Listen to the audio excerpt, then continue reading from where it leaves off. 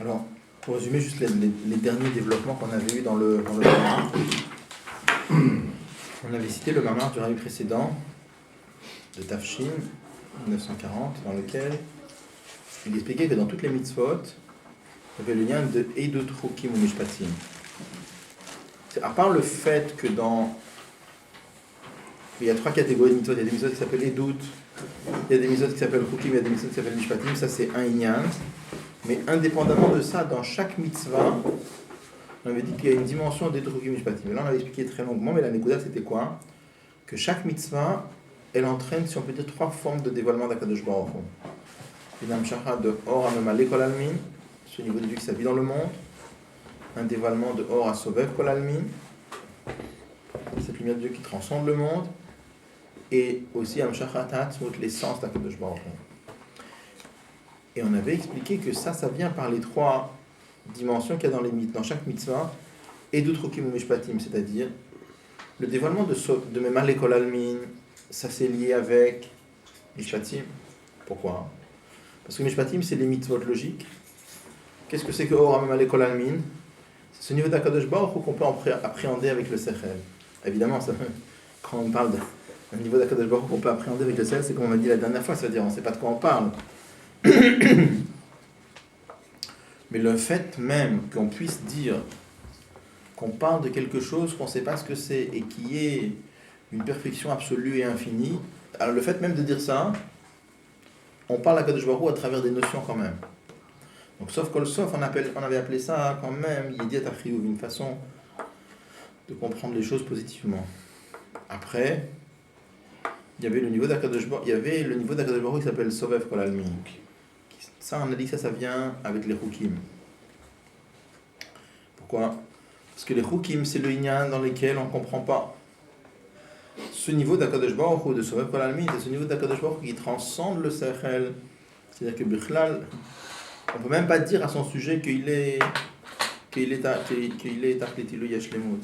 En tout cas, c'est pas, plus exactement, c'est pas une Shlemut d'après les klalim du Sechel. C'est-à-dire,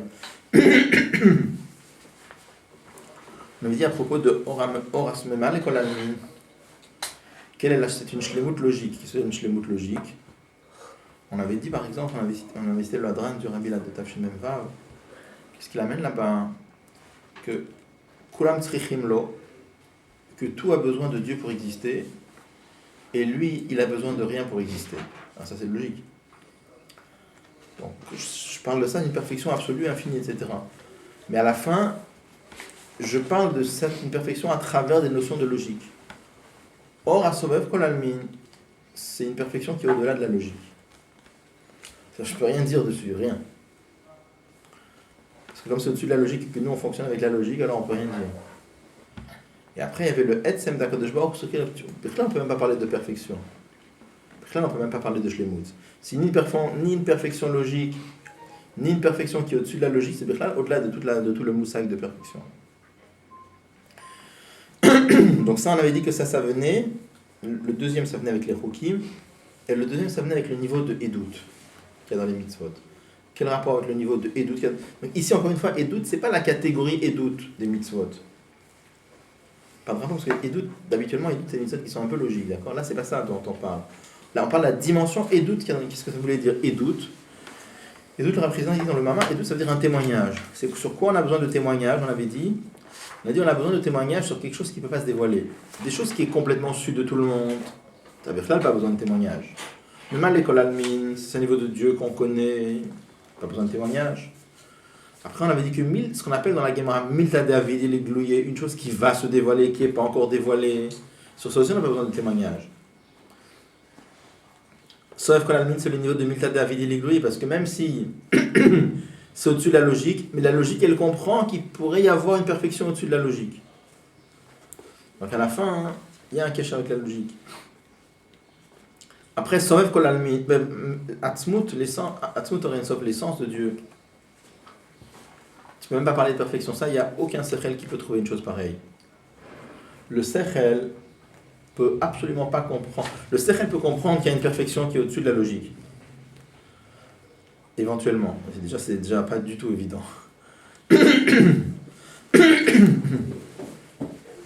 Mais par contre, parler que ça n'a rien à voir avec toute la notion de perfection, le sechel ne trouve pas une chose pareille, ça vient par transmission.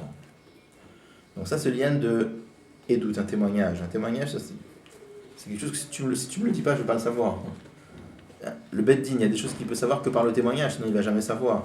Donc une chose pareille, si tu ne me le dis pas, j'ai aucune façon de le savoir. Je pense qu'on était au paragraphe Zayn, c'est ça?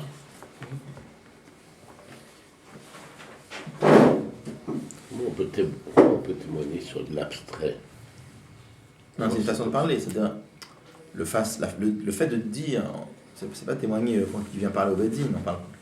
La témoigner, ça veut dire un juif en faisant une mitzvah, il amène l'essence de Dieu dans le monde, ça veut dire témoignage. Il anticipe. Il dévoile. Comment on va parler après? En anticipant, il dévoile. Je ne sais pas qu'est-ce que ça veut dire anticiper. Anticiper, ça veut dire dire quelque chose qui va se produire. Non, pas dans ce sens-là. C'est une image.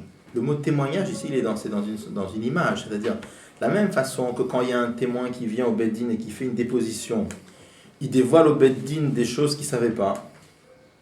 Le Beddin ne savait pas. Oui, le témoin, il dit, voilà, telle personne, il a fait ça et ça là-bas, par exemple. Le Beddin ne savait pas. Il n'y avait que lui comme témoin. Tu ne peux pas savoir le Beddin si tu ne lui dis pas. Donc, de la même façon qu'un témoignage, c'est quelqu'un qui vient dévoiler au Beddin une chose que sans ça, le Beddin n'aurait jamais su. De la même façon, avec les mitzvot, on dévoile l'essence d'Akadosh Baruch Hu dans le monde, que s'il n'y avait pas eu la mitzvah, jamais il y aurait eu ce lien-là. C'est pas de témoignage au Beddin ici. C'est une image, ça.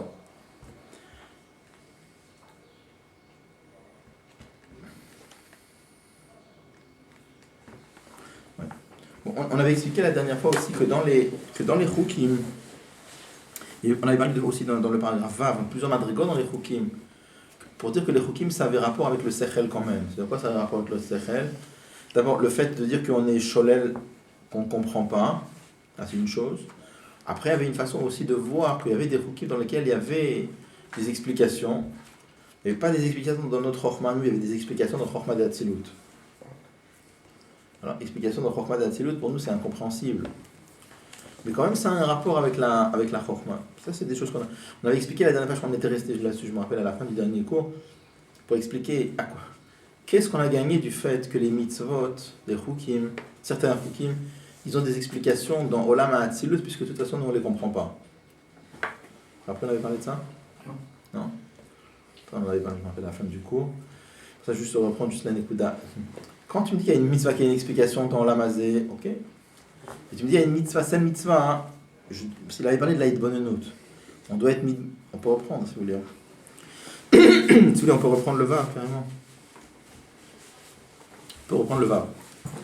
Je reprends le paragraphe Vav. Tout le monde là? Donc c'est page Rechutet, le paragraphe Vav. De la même façon qu'en haut, Shakadosh Baruch Hu, Achi Lukbene, d'autres Chukim ou Mishpatim, ou la différence qu'il y a entre eux, d'autres Chukim et Mishpatim, c'est quoi? C'est que de Chukim ou Mishpatim même, Be'orashayach Lolamot, c'est que le niveau de Chukim et Mishpatim, c'est lié avec ce niveau de Dieu qui a rapport avec le monde. Pourquoi?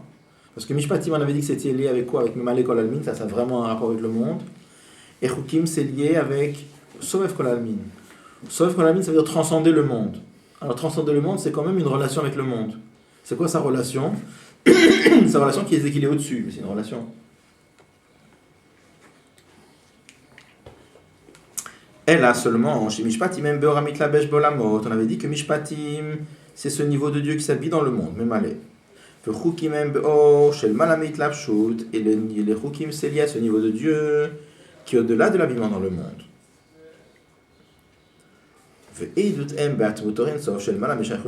Par contre, le niveau de Edout, c'est lié à ce niveau de Dieu qui n'a aucune relation avec le monde. C'est-à-dire, ni s'habille dans le monde, et ni transcende le monde. Le Birklal, ça ne parle pas de monde là-bas. Quand tu dis que quelque chose il est au-dessus du monde, alors tu parles du monde à la fin, sauf Paul sauf. Alors il dit, il en va de même dans le travail de l'homme. C'est quoi? De Chukim Mishpatim Besechel chez Badam. Chukim Mishpatim, c'est lié avec le Sechel de l'homme. Comment c'est avec le Sechel de l'homme? Ou alors, même si c'est pas directement le Sechel, c'est-à-dire c'est pas que tu comprends, mais c'est un rapport avec la madriga de la neshama qui est en relation avec le sechel. Dans ça, il y a une différence. Dans Mishpatim, quelle est la voda de l'homme? En faisant la mitzvah, non seulement il doit la faire par soumission à Dieu, mais comme Dieu a voulu que cette raison, elle ait des explications, alors tu dois aussi, dans ta kavana, tu dois avoir aussi les explications qui sont données.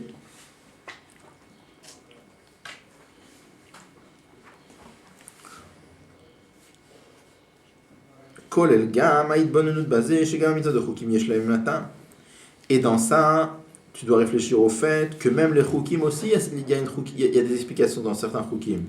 Mais ça, c'est quoi? C'est la madriga de mishpatim qu'il y a dans les chukim. Mais l'explication, c'est-à-dire la dimension de chukim, de mishpatim qu'il y a dans les chukim, c'est pas dans le sechel de l'amazé. C'est dans la chorma de Dieu, c'est dans la chorma d'Atzilut.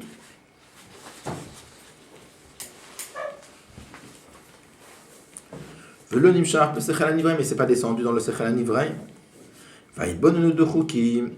Et quand la réflexion de l'homme dans les chukim, ça doit être quoi?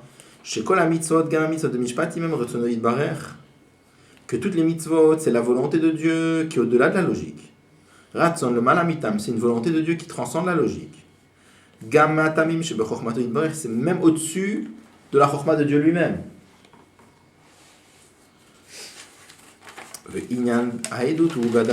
Par contre, edut, c'est dans l'essence même de l'homme. Je dis comme ça. Dans la voda de l'homme, la madriga des mitzvot, de mishpatim et chukim, c'est lié avec le sechel de l'homme.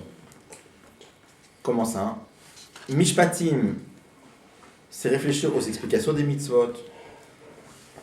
La madriga de mishpatim qu'il y a dans les chukim, c'est réfléchir que, même si je ne sais pas moi la raison, mais il y a une raison de chorma d'Atzilut. Il avait rajouté dans la note en bas aussi les raisons que le Rambam dit que toutes les 1000 chukim qu'on peut donner des explications, on doit leur donner des explications. Et c'est lié avec le sechel. Après, il y a la madriga de chukim. Chukim, c'est aussi lié avec le sechel. Mais quel est le bon je dois savoir que c'est des mitzvot qu'on ne peut pas comprendre là-bas. C'est des mitzvot qui sont au-dessus de la compréhension. Et quand je dis que c'est ces mitzvot qui sont au-dessus de la compréhension, je parle quand même de compréhension. Je parle quand même de la madriga de Neshama qui est en relation avec la compréhension. Par contre, Edout, ça ne parle pas de compréhension bichlal, là-bas c'est dans l'essence même de la Neshama du juif. Alors, je reviens sur la question qu'on avait posée.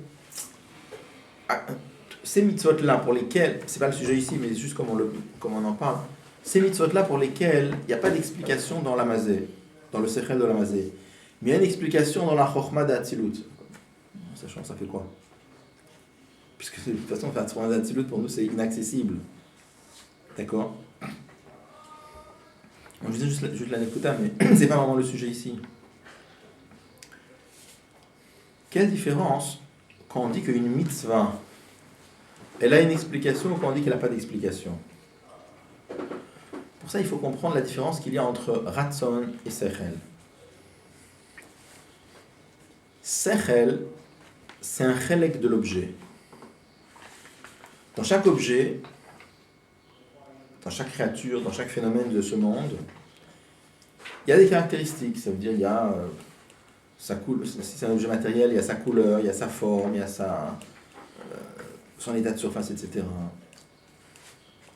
Et après, dans chaque objet, il y a aussi les explications qui l'accompagnent. Les explications qui l'accompagnent, ce n'est pas nous qui les avons créées, ils sont comme ça. Le fait que, par exemple, dans les phénomènes naturels, il y a une certaine logique. Alors nous, on peut éventuellement, si quelqu'un va étudier la physique, par exemple, il va trouver les explications qu'il y a. Et ce n'est pas nous qui créons les explications. Les explications, elles sont inhérentes à la chose. Je suis d'accord qu'il peut y avoir plusieurs façons d'aborder les explications. Je ne parle pas de ça maintenant. Je parle que quand j'essaie de comprendre un phénomène, je ne peux pas comprendre le phénomène comme j'ai envie qu'il soit. Je suis obligé de comprendre le phénomène comme lui, il est. Donc c'est lui qui me dicte comment il faut comprendre. Si je suis sincère, c'est à moi de me casser la tête pour comprendre la chose comme elle est. Et la chose, elle est comme ça, et c'est moi qui comprends comment elle est.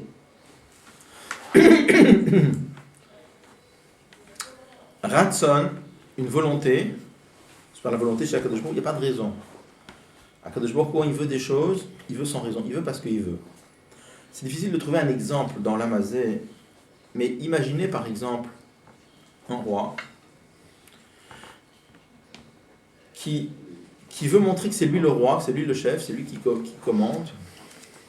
Et il demande, juste parce qu'il n'en a rien à faire des objets qu'on va lui amener là maintenant. Maintenant, son but à lui, c'est juste, il veut montrer que c'est lui le roi.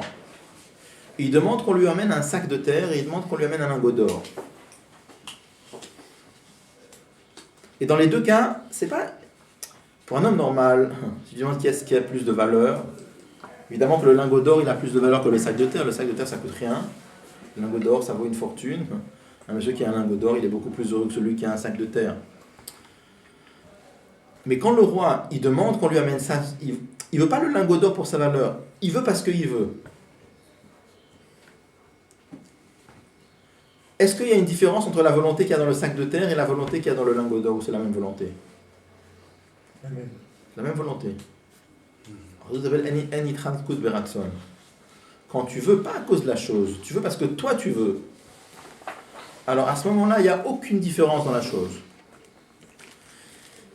Je vous ai déjà simplifié plusieurs fois, c'est difficile à imaginer pour nous, mais imaginez maintenant que le roi, avec sa volonté, il pourrait créer des objets. Imaginez que le roi, avec sa volonté, quand il veut le lingot d'or, ça crée un lingot d'or, et quand il veut un sac de terre, ça crée un sac de terre. Dans les deux cas, quand il aurait créé l'objet, il n'y aurait pas plus de valeur dans l'un que dans l'autre. Parce que dans les deux cas, c'est la volonté du roi. Tel que c'est dans le monde, d'après la logique du monde, alors le lingot d'or, ça a plus de valeur que le sac de terre. Parce que les objets, ils sont comme ça. Donc ce que je veux dire par là, c'est que la valeur de l'objet, elle est inhérente à l'objet. D'accord? En d'autres termes, Akadosh Baruch Hu a créé un système dans ce monde-là, dans lequel il y a des objets de valeur. Et quand je te dis comment ça se fait que l'or, ça vaut plus qu'un sac de terre, alors tu vas me répondre, la loi de l'offre et de la demande, peu importe. À la fin, Akadosh Baruch Hu a créé un système dans lequel l'or a une certaine valeur et le sac de terre a une toute petite valeur. Akadosh Baruch Hu a créé, et Akadosh Baruch Hu a créé que ça fait partie des caractéristiques de l'objet. La même chose, imaginons-nous par exemple, imaginons-nous dans les mitzvot. Si je dis par exemple que telle mitzvah, elle a telle et telle et telle raison, et telle mitzvah, elle a telle autre raison. Et là, la raison que je t'explique ici, c'est une raison super importante, quelque chose de très chachouv. Et là, la raison, c'est un petit détail de détail. Et je te demanderai... C'est pas sûr avec quelqu'un d'autre. Je suis avec. À ce moment-là, si je te demande est-ce qu'il y a une mitzvah qui a plus de valeur que d'autres par rapport à ce système-là, tu vas me dire oui. Cette mitzvah, puisque tu m'as expliqué que toute la raison pourquoi elle est là, c'est parce que ça fait ça et ça fait une chose très grande. Et cette mitzvah, ça fait un truc très petit, je te dirais cette mitzvah-là, elle a plus de valeur que celle-là. Maintenant, si je regarde les mitzvot différemment, je dis voilà, toutes les mitzvot, c'est le Ratzon d'Hachem. Et il les veut, pour quelle raison? Sans raison. Il veut parce qu'il veut. Il veut cette mitzvah parce que c'est sa volonté, et cette mitzvah, sa volonté. Là-bas, les mitzvot, elles sont toutes pareilles. Là-bas, il n'y a pas de chilukim. Ce que ça fait, quand on regarde les mitzvot comme ça, c'est que les mitzvot n'ont pas de valeur intrinsèque. C'est juste la volonté d'Hachem, ce qui est énorme. Mais l'objet lui-même, c'est sans objet lui-même. Si je dis les tefilines, d'accord? Si Dieu n'avait pas voulu les tefilines, c'est rien. Comme la Torah il dit dans l'écoute des Torah, il dit cette semaine, il dit si Dieu nous avait ordonné de couper du bois, on aurait fait une bracha shakichan b'mitzvotav et tzivanu lartov etzim, et on serait parti besimcha couper du bois. C'est-à-dire que par rapport à la volonté de Dieu, couper du bois ou tefilin, il n'y a pas plus de valeur, l'objet n'a aucune valeur intrinsèque. D'accord? C'est juste parce que c'est le Ratzon d'Akadosh Baruch Hu. Donc c'est la différence. Quand il y a des mitzvot qui ont une explication et d'autres qui n'en ont pas, il y a certaines mitzvot pour lesquelles Akadosh Baruch Hu a voulu que, en plus du fait que c'est soit son Ratzon, c'est toujours son Ratzon, mais il a voulu qu'en plus, dans certains cas, il a voulu qu'il y ait aussi une valeur intrinsèque dans l'objet. Et ça, c'est les tamei à mitzvot. Les tamei à mitzvot, la raison, ça fait quoi? Ça fait qu'il y a une valeur intrinsèque de l'objet. Alors ça, c'est la réponse à la question qu'on a posée tout à l'heure. On a demandé tout à l'heure la question, ces mitzvot-là qui ont une explication, pas dans le sechel de Olam Hazeh, mais qui ont une explication dans le sechel de Chochma d'Atzilut. On a dit pour nous, c'est comme des chukim, parce que pour nous, Chochma d'Atzilut, c'est pas plus compréhensible que s'il n'y a pas d'explication du tout, complètement inaccessible. N'empêche que, là où ça, je me demandais si ça change quoi?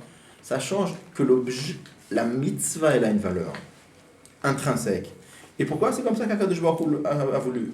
Akadosh Baruch Hu a voulu qu'il y ait certaines valeurs dans certaines mitzvot. Donc le point commun à tous, c'est que c'est toute la volonté d'Akadosh Baruch Hu, mais en plus, et ça fait partie de la kavanah des mitzvot. Oui, comment expliquer en fait ce faux semblant pour l'homme, justement de cette supériorité de la valeur du lingot par rapport au secrétaire, pour reprendre notre exemple? C'est pas un faux semblant, c'est Akadosh Baruch Hu, c'est très réel. Je veux dire, si Si tu as un sac de terre, t'es pauvre, et si tu as un lingot d'or, t'es riche. C'est pas un faux semblant oui, du tout. vous dites justement que sur le même piédestal, toutes les mitzvot, puisque c'est la volonté de Dieu. Oui. Pour l'homme, il y a quand même cette différence de valeur. Parce qu'Akadosh Baruch Hu a créé une échelle de valeur dans le monde. Oui, mais comment expliquer cette nécessité qui est des valeurs à partir du moment où c'est... Pour Dieu, il n'y a aucune nécessité. Tout ça, c'est Akadosh Baruch Hu a voulu un certain système. À la fin, je comprends ce que tu veux dire. Il veut dire, si j'ai compris ta question, il veut dire, ok, d'accord, on a compris qu'il y a des valeurs. Et pourquoi Akadosh Baruch Hu a fait un système de valeurs comme ça? Il a choisi. C'est sûr que c'est le choix de Dieu. Si Dieu il avait voulu, il aurait pu faire un monde dans lequel le lingot d'or, ça vaut rien du tout. Et la terre, c'est une fortune. Il aurait fait à l'envers. Il n'y a rien qui est obligé pour lui, rien. Il a choisi. D'accord. C'est-à-dire que toujours le sechel, ça représente toujours le même problème. Le sechel, il peut remonter jusqu'à un certain niveau. On peut dire pourquoi ça? Parce que ça. Et pourquoi ça? Parce que ça. Et pourquoi ça? Parce que ça. Et pourquoi ça? Ça s'arrête là, parce que Dieu a voulu. Mais les airs, ça change rien pour un homme qui est un âme dans les autres. Ça change que l'homme dans sa kavana, il doit sentir quelque part dans sa kavana que puisqu'il y a un bir dans Chokhmah de Hatzilut, alors l'objet lui-même il est ratsoul. Et pareil pour les averot. Ce que je veux dire, il y a des choses, par exemple, des mitzvot qu'on ne comprend pas. Alors on te dit c'est mal. Je parle des choses que la Torah elle interdit, c'est mal. C'est mal. Après que Dieu l'ait voulu, c'est mal. D'accord? Maintenant, il y a des choses que tu comprends intrinsèquement que c'est mal. Par exemple, tuer quelqu'un ou que tu préserves ou voler quelqu'un, tu comprends que c'est mal. C'est-à-dire, dans les valeurs humaines que Dieu a créées, tu comprends que ne pas respecter la vie d'autrui ou ne pas respecter la possession d'autrui, c'est mal. D'accord? C'est un sentiment que Dieu nous a... Dans le système que Dieu a... Maintenant, il y a des avérotes. Tu dis, voilà, porter du châtenay, c'est mal. Bon, à notre niveau à nous, on ne voit pas comment porter du lin et de la laine, ça peut faire du... C'est quelque chose de mal. Alors, certainement que cette mitzvah-là, elle a une explication dans l'Am Hatzilut, par exemple, dans Chokhmah d'Hatzilut. Alors, à partir d'il y a une explication dans l'Am Hatzilut, là, ça fait que l'objet, il est intrinsèquement mal. C'est une propriété de l'objet. Je ne saurais pas l'expliquer, mais je sais que l'objet, il a quelque chose de mal en lui. Pas juste parce que c'est le ratson. J'ai entendu une fois que c'est parce que le lin, c'était Caïn qui l'avait apporté comme corban, et la laine, ça représente le mouton, c'était Abel.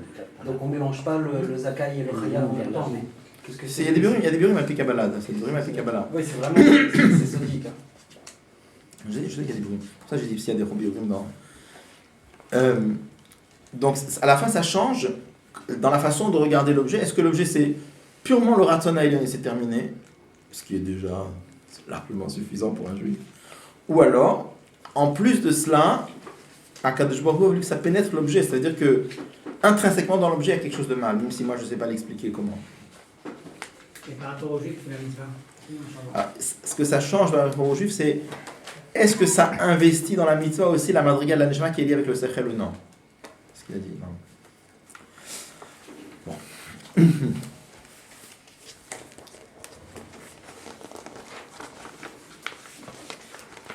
On a dit que le Inyan de Edut, ça c'est donc Mishpatim et Chukim. On a dit que quelque part c'est lié avec le niveau de Neshama de l'homme qui est lié avec le Sechel. Par contre, Edut, qui est lié avec l'essence de Dieu, ça c'est l'essence de l'homme. Comme il est écrit, Atem Edai, vous êtes mes témoins, vous le peuple juif. Pirush Atem, Hu Atem Be'atzmechem, quand on dit vous, c'est vous dans votre essence la plus profonde, vous êtes les témoins de Dieu. Pourquoi? Étant donné que chaque juif, sa neshama, qu'est-ce que c'est? Que c'est une parcelle à Kadosh Baruch Hu lui-même. la source de la neshama d'un juif, elle provient de l'essence de Dieu. Ou le malayoter mashorej de Torah mitzvot, dans un niveau plus élevé encore que Torah mitzvot. La chen etzem metziutam de Israël meid al atzmut. C'est pour ça que l'essence même de la neshama d'un juif, ça témoigne sur l'essence de Dieu. Et la shagilui de shorashan neshama ou aleder haïdou de mitzvot. Mais pour dévoiler l'essence de la neshama, ça passe par le pratique de Edout qu'il y a dans les mitzvot. C'est très bekitsour ici. Il dit comme ça qu'en vérité, on explique en principe qu'il y a deux choses qui prennent racine dans l'essence de Dieu. Et c'est basé en principe, c'est expliqué dans la principe et on le montre comment c'est marqué dans un midrash. Pourquoi? Parce qu'il y a un midrash qui dit Shne dvarim kadmu l'olam, il y a deux choses qui précèdent le monde. Israël va Torah, le peuple juif et la Torah. Après, le Midrash dit Eini yodea eizemen kodem, je ne sais pas lequel des dieux était avant, lequel des deux était avant. Parce qu'on dit il y a deux choses qui étaient là avant le monde, les Juifs et la Torah. Après, le Midrash dit maintenant, dans ces deux choses-là, le peuple juif et la Torah, lequel des deux était avant? Le Midrash dit je ne sais pas. Après, le Midrash dit en vérité, on doit dire que Israël kadmo, que le peuple juif était là avant la Torah. Pourquoi? Parce que dans la Torah, c'est marqué Daber el bnei Israël, parle aux enfants d'Israël. Ça sous-entend donc qu'il fallait qu'il y ait des bnei Israël avant pour pouvoir dire ordonne aux enfants d'Israël ou parle aux enfants d'Israël. En Chassidut, on explique ce midrash de la façon suivante. On dit, oui, c'est étonnant. Qu'est-ce que ça veut dire? Shne dvarim kadmu l'olam. Qu'est-ce que ça veut dire? Il y avait deux choses qui étaient là avant le monde. Qu'est-ce que ça veut dire avant le monde? Le temps, c'est déjà une création. Donc quand tu dis qu'il y avait deux choses qui étaient là avant le monde, ça n'a pas de sens, puisque le temps lui-même, c'est déjà une création. Alors Chassidut, on explique que le mot avant, ici, c'est pas avant dans le sens temporel du terme. C'est avant, ça veut dire il y a deux choses qui prennent racine avant le monde dans Dieu lui-même. C'est-à-dire qu'ils sont enracinés dans un niveau de Dieu plus profond que le monde. Le monde, il est créé par un niveau superficiel de Dieu, la parole de Dieu. Mais il y a deux choses qui sont là avant, c'est-à-dire qui prennent racine plus haut dans Dieu. Quelles sont ces deux choses-là? Le peuple juif et la Torah. Après le Midrash dit, et dans ces deux-là, je ne sais pas lequel était avant, alors aussi pas temporellement. Lequel des deux était avant, ça veut dire lequel des deux est enraciné dans l'essence de Dieu le plus profondément. Alors on nous dit, c'est les Neshamot Israël qui sont enracinés dans l'essence de Dieu plus profondément que la Torah. Compliqué à comprendre a priori, mais on le cite ici simplement. Donc il dit comme ça, qu'en vérité, qui est-ce qui témoigne de l'essence des mitzvot, de l'essence de Dieu? C'est le peuple juif, parce que le peuple juif prenne racine dans l'essence de Dieu plus profondément que Torah et mitzvot encore. Mais simplement, la grande différence, c'est que l'essence de Dieu qu'il y a dans la neshama d'un juif, c'est très caché. Très très caché. Qu'est-ce qui permet de dévoiler cette essence de Dieu qu'il y a dans la neshama du juif? Ça, c'est la madriga de Edout qu'il y a dans les mitzvot. Donc ça qui dit que le travail de la madriga de Edout qu'il y a dans les mitzvot, ça c'est un travail sur soi-même, de dévoiler l'essence même de la neshama. On continue. L'essentiel, la dimension essentielle qu'il y a dans les mitzvot, c'est le niveau de Edout. C'est-à-dire l'amshacham, le fait d'amener dans le monde, atmutorin sof.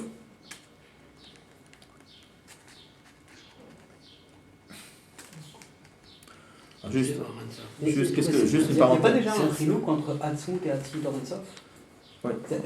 Ici on le considère comme si c'était pareil, mais Atzmut Orensov c'est pas tout. J'ai l'impression que les choses dont on parle juste au-dessus, quand on parle de l'essence d'un juif, ça prend. Là il n'y a pas de différence. Ici, c'est beaucoup plus haut, non? Non, il ne fait pas de différence. Ici, Atzmut Orensov, c'est tout pareil. Il y a des endroits où on fait la différence, mais ici il ne fait pas la différence. Et donc, là, au paragraphe du dessus, à la fin du paragraphe du dessus, quand il parle de Atzmut, on entend Atzmut Orensov. Oui. C'est Atzmut ou Orensov? C'est Atzmut. Non, Orensov c'est autre chose. Atzmut Orensov c'est comme Atzmut. C'est Atzmut, je un Giloui. Non, c'est Atzmut. Pourquoi il y a marqué Orensov? Le Atzmut, l'essence de Orensov. L'essence de Orensov c'est Atzmut. Non, je ne sais pas pourquoi des fois on précise Atzmut, des fois on précise. Il y a des dieux qui, mais je ne saurais pas expliquer.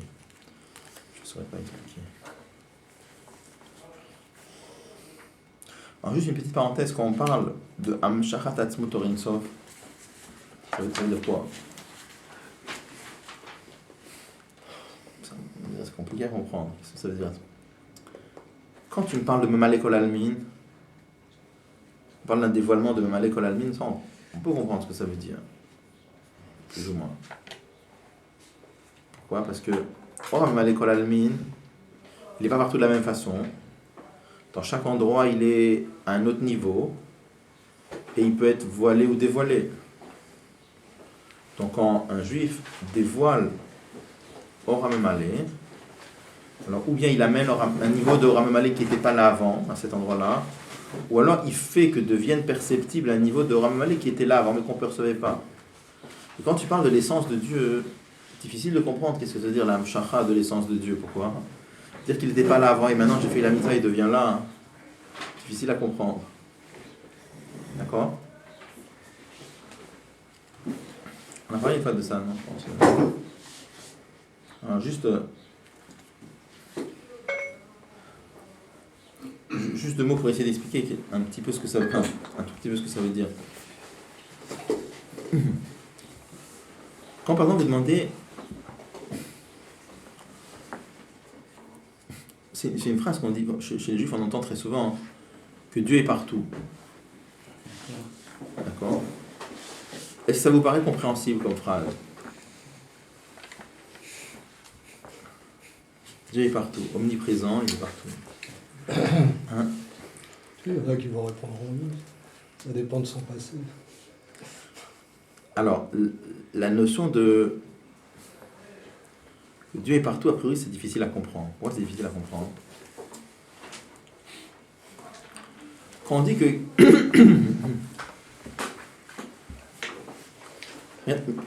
On a déjà parlé de ça plein de fois, je pense. Si je prends un raisonnement, par exemple, regardez, un raisonnement,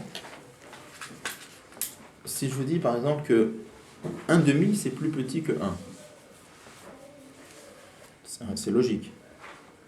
Ce raisonnement-là, il existe indépendamment de moi ou c'est moi qui le crée en y pensant? Indépendamment de moi. Parce que même s'il n'y avait aucun être humain sur la planète pour penser que 1/2 est plus petit que 1, ben 1/2 serait quand même plus petit que 1. D'accord? Donc les raisonnements, c'est des choses qui existent. Est-ce que je peux dire que le raisonnement, il existe partout? Parce que le raisonnement, en vérité, il est vrai à Paris, il est vrai à Yerushalayim, il est vrai à New York. Donc est-ce que je peux dire que ce raisonnement, où il se trouve partout? Est-ce que je peux dire ça? Je ne peux pas dire ça. Pourquoi je peux pas dire ça? Beaucoup de gens diront que oui, mais je ne peux pas le dire, en vérité, je ne peux pas le dire. Parce que quand tu dis, voilà, un objet se trouve quelque part, c'est-à-dire qu'il y a une relation entre l'objet et l'endroit. Si je dis, par exemple, voilà, le sefer est sur la table, ça a un sens. Pourquoi ça a un sens? Parce qu'il y a une relation entre le sefer et la table. C'est quoi la relation? C'est que la face inférieure de mon livre est posée sur la face supérieure de la table. Donc là, je peux dire que Mais le raisonnement... Donc il y a une relation entre les deux. Maintenant, quand je dis... Le raisonnement, il se trouve partout, à Paris, à New York, à Yerushalayim. Aucune relation entre le raisonnement et Yerushalayim, aucune relation entre le raisonnement et Paris, aucune relation entre le raisonnement et New York. Parce que c'est pas le même. Hein? Dans la Masséchem, il y a une relation. Voilà, alors, en vérité, qu'est-ce qu'il faut dire? C'est que le raisonnement, il est ni à Paris, ni à Yerushalayim, ni à New York. Le raisonnement, il est où? Il est dans la Masséchel. Il est dans le monde des Svarot. Seulement... Akadosh Baruch Hu a fait en sorte que nous, on peut avoir accès au monde des Svarot de n'importe où. Que tu te trouves à Paris, ou que tu te trouves à Yerushalayim, ou que tu te trouves à New York, tu peux avoir accès au monde du Sechel. Mais le raisonnement, il est pas dans la Mazé. Pas dans le monde physique. Il est là dans le monde des raisonnements. Mais ce monde des raisonnements, tu as accès de partout. D'accord? On peut peut-être dire qu'à un niveau global, il y a un rapport entre le monde de raisonnement et le monde dans lequel on vit, puisqu'il y a un lien. Il y a un lien entre les deux, vu qu'il peut y accéder de n'importe où. D'accord. Très bien. Je me suis demandé plusieurs fois, mais je ne l'ai jamais vu écrit. Donc, est-ce qu'on pourrait dire que le monde des raisonnements, c'est une partie de Asiya Rouhanit? Je ne saurais pas dire, je n'ai pas vu écrit. Mais si vous le voyez quelque part un jour, peut-être, je ne sais pas. Pas vu écrit. En tout cas, on y a accès de partout. Alors, si déjà je ne peux pas dire... Donc, quand on dit qu'Akadosh Baruch Hu, il est partout, c'est difficile à comprendre, a priori. Pourquoi est-ce qu'on se dit, si déjà le raisonnement, il est où? Il est dans le monde du Sechel, mais seulement je peux y avoir accès de partout, on aurait tendance à penser, Akadosh Baruch Hu, il est où? Il est dans lui-même. Il est dans sa madriga, dans son niveau, dans son inyan, dans son... On ne sait pas quel mot dire. Et c'est tout. On ne dit pas comme ça, on dit vraiment qu'Akadosh Baruch Hu est partout. Ça veut dire qu'Akadosh Baruch Hu, il n'a pas cette limite que de devoir se trouver dans son inyan à lui. Le monde du Sechel, c'est quelque chose qui peut se trouver que dans le monde du Sechel, parce que comme c'est quelque chose, le Sechel c'est du Sechel, c'est pas autre chose. Donc il n'est pas dans le Gashmi, il n'est pas dans le matériel, il est dans le Sechel. Donc c'est pour ça qu'il se trouve dans le Sechel. Mais Akadosh Baruch Hu, comme c'est pas quelque chose, il n'a aucune limite, donc il peut vraiment être partout. Simplement, alors quelle est alors, je dis par exemple, si Dieu est il est là dans la pièce, par exemple, c'est pas une présence physique, bien sûr. Quelle est sa relation avec la pièce? C'est qu'il crée chaque nekuda à chaque point de la pièce. Parce que je dis, pour être quelque part, il faut avoir une relation. Sa relation, c'est quoi? C'est qu'il crée chaque nekuda du monde. Chaque point du monde, c'est créé par Dieu. Maintenant, quand on parle de Hamshachata Atzmut, on dit qu'avec les mitzvot, c'est qu'on renforce la relation. C'est-à-dire quoi, on renforce la relation? La relation avec Akadosh Baruch Hu, le monde avant, c'était quoi? Juste qu'il crée chaque nekuda. Une fois qu'on a fait une mitzvah avec un objet, c'est que Akadosh Baruch Hu, du plus profond, on a du mal à dire, mais est lié puisqu'il a un nachat ruach, il a du plaisir entre guillemets de la mitzvah, alors il est lié avec chaque nekuda de l'objet matériel avec lequel tu as fait la mitzvah au plus profond de lui-même. Je ne peux pas expliquer mieux que ça, je sais pas, mais juste pour donner un petit siur, pour comprendre un petit peu qu'est-ce que ça veut dire Hamshachata Atzmut. Ça n'a pas de sens. D'accord? Bon. Voilà. Il y a juste une chose qui, moi, m'a toujours surprise, c'est comment est-ce que l'intellect est ce qui permet le mieux de maîtriser le monde de la matière.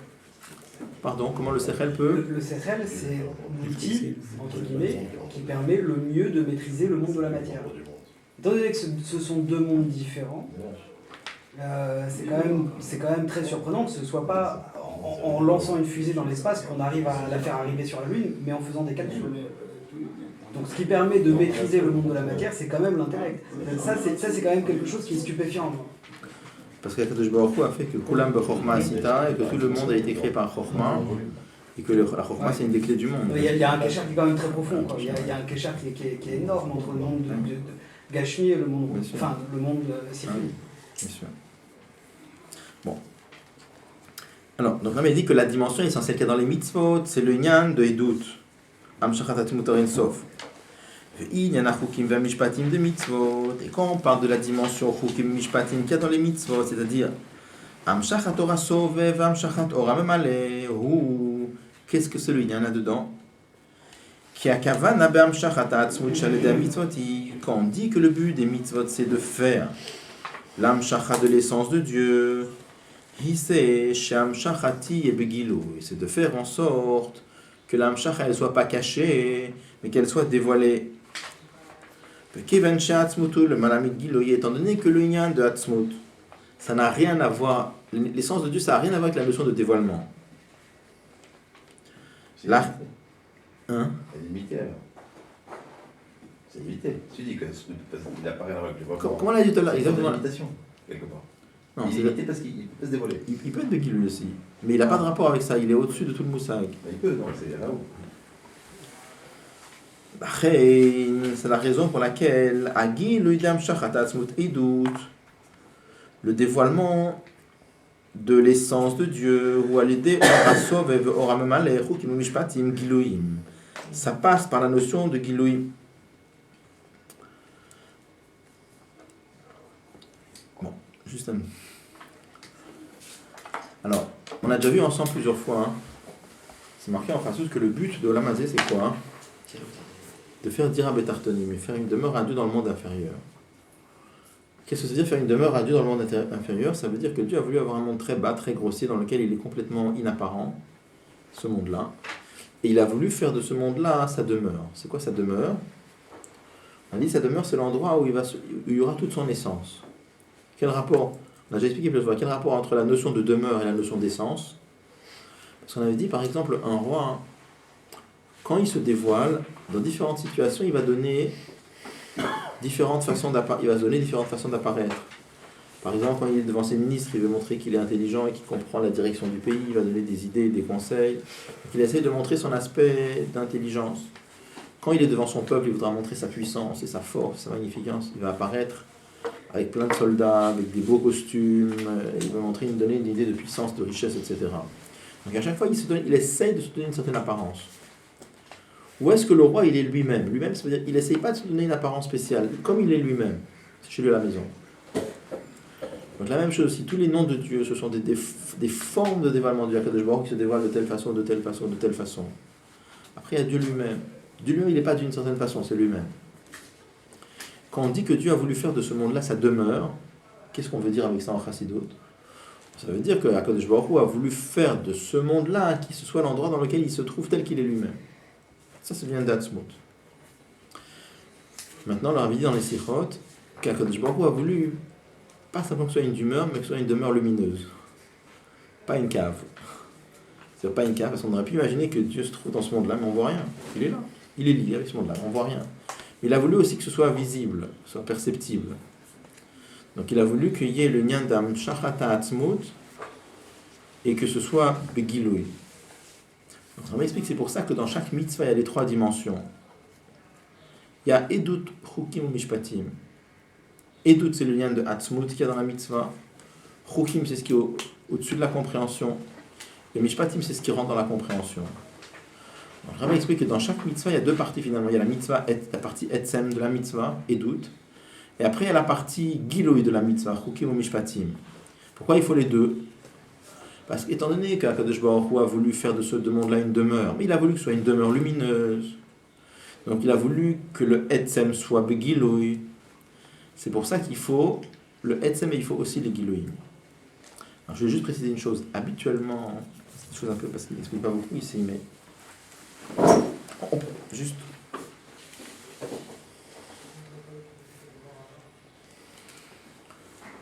Habituellement,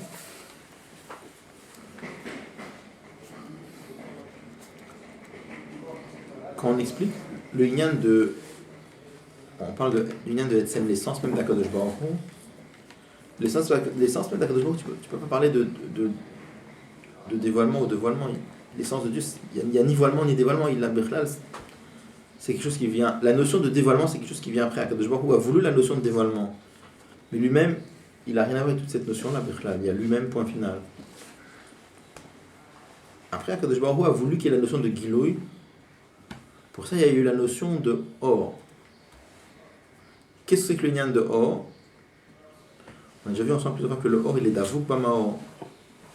Qu'est-ce qu'il est d'Avouk Bamaor? Il est collé au Maor, ça veut dire il n'a aucun autre nyan que de dévoiler le luminaire. Mais simplement, il y a un lachon qui est marqué, on en a parlé déjà de ça. À propos du Or, on dit Kadmo Aheder. C'est quoi Kadmo Aheder? Il était précédé par l'absence. Ça veut dire quoi? Regardez la table, est-ce qu'elle a toujours existé? Non, vraiment elle n'existait pas là. Le monde, est-ce qu'il a toujours existé? Non, parce que c'est une création, d'accord? Ça, on parle ici de créature. Maintenant, si on monte beaucoup plus haut, on parle dans les dévoilements de Dieu. La notion de Or, c'est marqué clairement que c'était Kadmo Aheder, c'était précédé par l'absence. Il n'y a pas de temps, puisque c'était encore avant la notion de temps. Donc on a du mal à parler Kadmo Aheder. Dès qu'on dit Kadmo, ça fait appel au temps, on a du mal à réfléchir. D'accord? Mais en tout cas, la notion de Or, c'est venu, je dirais, secondairement, parce qu'Akadosh Baruch Hu a voulu la notion de Giloui. De pour lui-même, il n'a pas besoin ni de Or, ni de rien du tout. Il n'y a ni Or, ni Elem, ni Giloui, ni rien. Il y a Dieu, point final. Il a besoin de rien du tout. Le fait que qu'il y ait la notion de Or, c'est parce que, je ne veux pas dire à un certain moment parce que c'est stupide, mais Akadosh Baruch Hu a voulu qu'il y ait la notion de Giloui. Pour ça, il y a eu on ne peut pas faire autre chose de parler avec des mots, mais il y a eu la notion de Or. Mais la notion de Or, rien ne nous oblige à dire que ça, je veux dire le mot que ça a toujours été, parce que c'était encore avant le temps. D'accord? Donc on a du mal à raisonner. Mais en tout cas, c'est marqué clairement que c'est Kadmo Aheder. Est-ce qu'on dit qu'avant la création du monde, il y avait Akadosh Baruch Hu, Shmo, Bilvad? Ça veut dire quoi exactement? Alors là, c'est quoi ce Shmo alors? Il y a des centaines de marines là-dessus. Vraiment. Mais c'est pas sa lumière justement? Oui, Shmo, c'est Or, Orakalol Be'et, c'est plein, tout il arrive là-dessus. Plein. Bon. En tout cas, donc Akadosh Baruch Hu a voulu la notion de Or. Et le Or, il est d'Avouk Bama Or, c'est-à-dire qu'il n'a aucun autre inyan que de dévoiler que de dévoiler le or. Le Maor, pardon. Que de dévoiler le... Maintenant, est-ce que je peux dire que l'essence de Dieu c'est un Maor? Je ne peux pas réduire l'essence de Dieu au fait d'être un luminaire. C'est-à-dire que luminaire, ça veut dire une source de lumière. On ne peut pas, chas v'shalom, réduire Akadosh Baruch Hu au fait d'être une source de dévoilement. Et Akadosh Baruch Hu lui-même, il a aussi un aspect Maor, parce que comme il a voulu le Inyan de Or, alors il est aussi Maor. Maor, ça veut dire luminaire. Le Maor, c'est pas déjà une madriga? Le mort, il est clair. Donc le Maor, c'est le luminaire, c'est la source de la lumière. Mais la source de la lumière, c'est un certain lien dans l'essence d'Akadosh Baruch Hu qui est Maor. Donc habituellement, dans les Mamarim, quand on parle, on parle sur le fait que le Or, il dévoile quoi? Il dévoile le Maor. Mais ici, on va beaucoup plus haut ici. Ici, il veut dire que une fois qu'Akadosh Baruch Hu a voulu ce lien de Or, alors le Or, il ne dévoile pas simplement la notion de Maor, mais il dévoile, dans le lien de Dira Batartonim, le Or permet de dévoiler tout le Etzem. Le Shemesh. Si tu veux, tout le lien de Hatzmut, il est Begiloui. Bien que le lien de Hatzmut, il n'a rien à voir avec la notion de Giloui, mais Kachala Birtson, dans le lien de Dira Batartonim, que tout le Etzem soit descend dans les Giloui. C'est-à-dire que c'est comme si on dirait que les Giloïm, ils changent complètement. Normalement, les Giloïm, c'est Giloïmina Etzem. C'est un dévoilement du Etzem. Et là, c'est comme si on disait, je dis des mots, mais on comprend pas. C'est comme si que le Giloï devient Atzmi. C'est-à-dire que les Giloïm, ils changent complètement de dimension. Après, il passe par dans la même année quand même. Oui. On a le Gilouï de Hatzmut, même pas seulement au-dessus, par Enyan de Or. Oui. Non, mais tu n'as pas Mamash le Hatzmut de Mamash, tu es obligé de passer par le Or. Oui, mais parce Tu que... n'as pas la chute, la Mamashut du Inyan. Oui, mais ça veut dire que la notion de Giloï change complètement. Je ne saurais pas expliquer mais comment. Je vois qu'il y a quand même une certaine limitation. Le niveau de l'eau, Yachol aussi, oui. Le niveau de... De l'eau, Yachol. Il y a Yachol, l'eau, Yachol. Il y a un niveau qui peut, il y a un niveau qui ne peut pas. Dans Dieu. Si. Au-dessus. Un qui peut faire, un qui peut pas faire. Le niveau de Dieu qui ne peut pas faire. Je ne sais pas ce que c'est. Je ne connais pas. Faut voir où tu as vu ça Peut-être dans le mamar de Aaron Shepessar dans le. C'est où on dit pour Eliaou. Patar Eliaou. Il y a un niveau de Dieu qui peut tout faire, un niveau qui. Alors même sur le niveau de Dieu, dans un niveau de Dieu qui peut pas faire, on le touche aussi.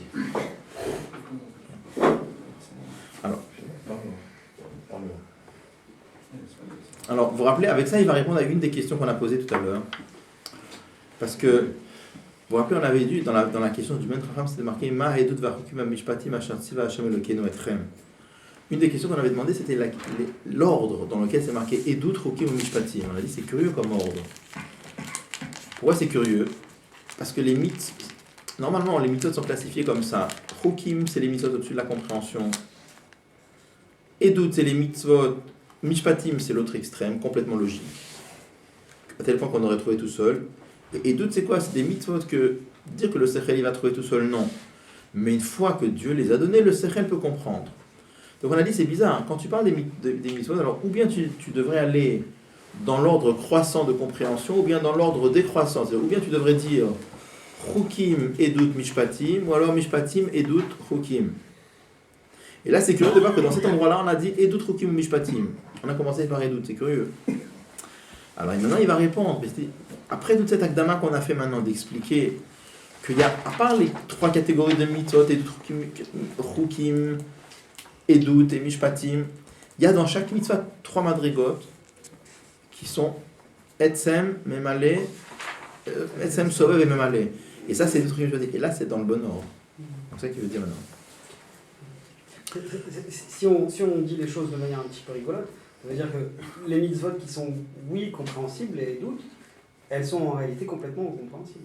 Alors, j'ai jamais vu de Kesher écrit clairement, il y a peut-être des endroits, est-ce qu'on fait la relation entre la notion de cette catégorie de mitzvot qui s'appelle Edut et la dimension de Edut qu'il y a dans les mitzvot? J'ai jamais vu écrit. Il y a peut-être, mais j'ai pas vu. Comment? Mais doute si c'est pas le Shabbat et les Tfilin.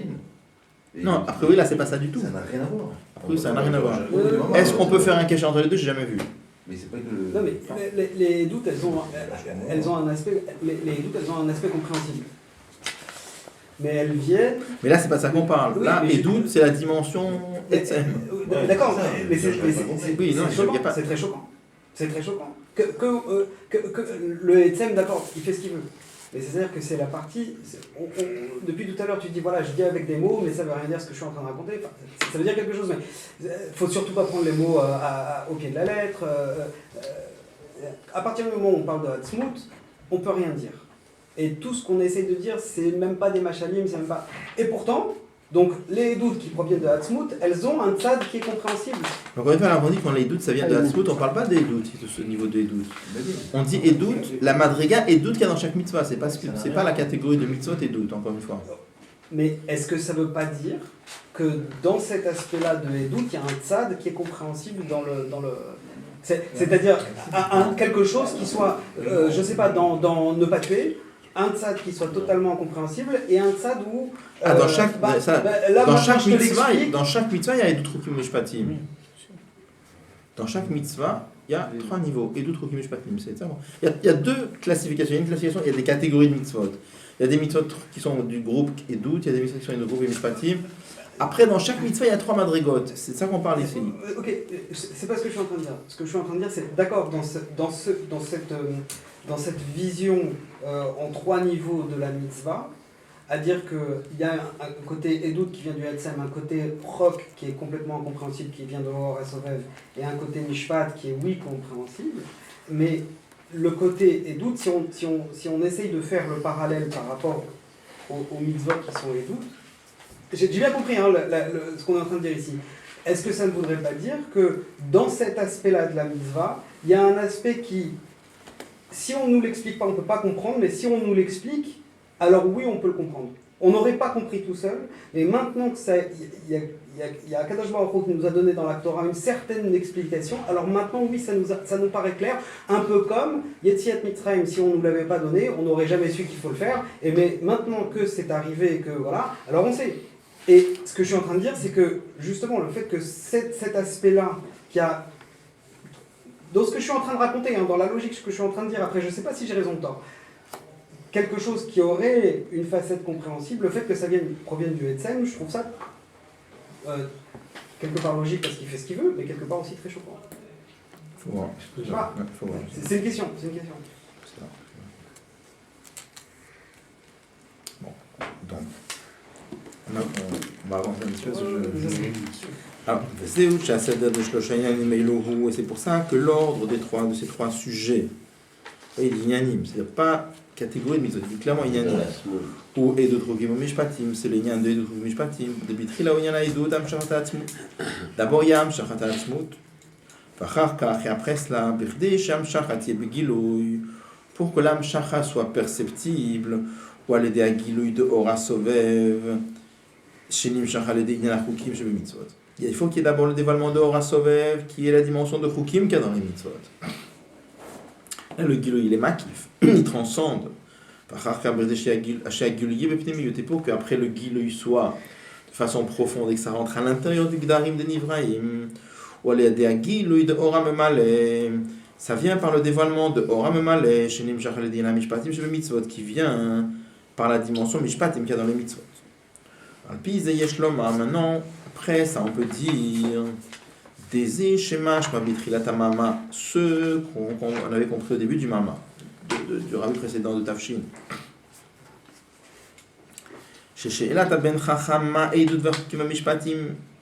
La question de l'enfant intelligent qui demande qu'est-ce que c'est que c'est Edut Rukim Mishpatim Asher Tziva Hashem Elokeinu que Dieu avait ordonné à Trémavou. Qui c'est quoi? Et qui vient de Chol Mitzvot Yem Tzivuim Hashem la Manech Lekub Edut Rukim Mishpatim Yana Sef Gimel. Il faut rappeler qu'avant on avait vu 2 biurim différents dans le mamar du rabbi précédent pour expliquer la question du Ben Chacham. C'est quoi les 2 biurim? Le deuxième biur qu'on avait vu dans le paragraphe Gimel, c'était de dire L'enfant, il dit, le Ben Tram, il dit, qu'est-ce que c'est que cette distinction de Edut Chukim Mishpatim, puisque toutes les mitzvot, c'est la volonté de Dieu. Pourquoi il y a Edut Chukim Mishpatim? C'était un bio. L'autre bio, c'était quoi?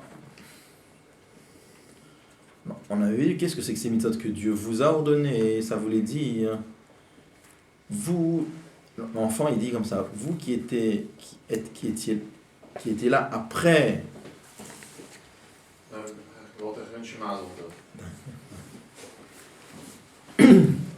Vous qui étiez là après Matan Torah, et qu'on a vu que la question de l'enfant c'était sur les mitzvot d'après Matan Torah. C'est-à-dire, il dit comme ça, avant Matan Torah, les mitzvot elles étaient surtout spirituelles, et même si on les faisait matériellement, le matériel n'avait pas d'importance, le matériel servait de kéli, de support pour le ruchni.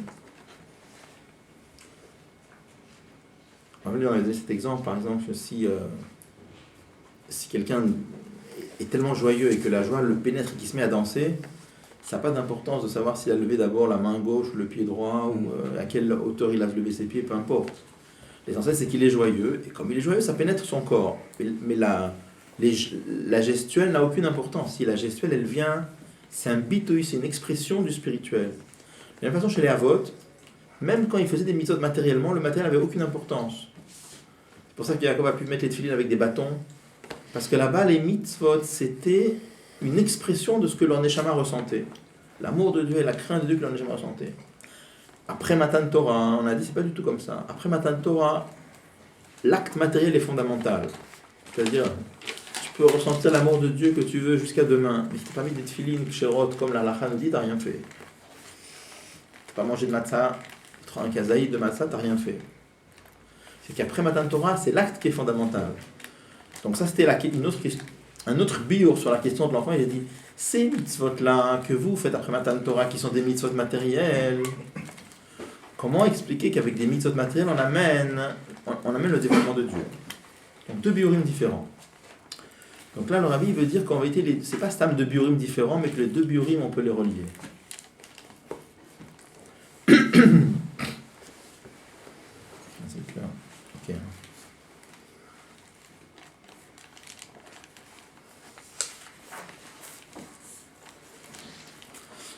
Ça va être le choix, on va laisser pour la prochaine fois.